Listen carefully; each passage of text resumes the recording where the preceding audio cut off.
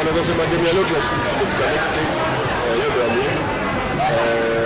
Kidogo naweza sema kiwanja haijakuwa nzuri kuangalia na matokeo mengi. Najua kwa hizo stage za players kidogo ndio derail speed yetu.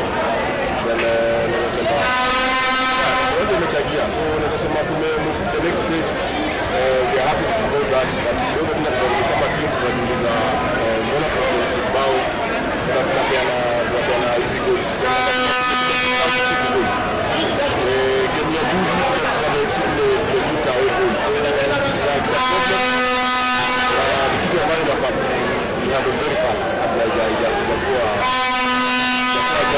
kwa so ni kitu tumekitake leo kwa leo sababu game ya siku angalia hivi kuna set piece kuna mabao tumepeana zilikuwa sio game tuangalie game tuangalie ngoja kwanza ngoja ile kwa gift component so something ambayo we need step up very fast kama tunataka taking for bench we arrest this place combined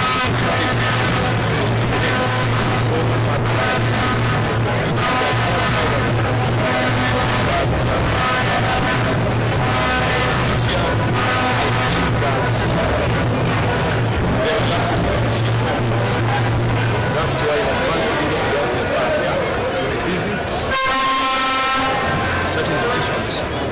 All in all, it is a split win. I think that the boys will consider the age ratio. They are very young boys who are just getting experience. They are basically going back to the drawing board. And then it's a total finish. But the boys, they are young. We've seen how they played.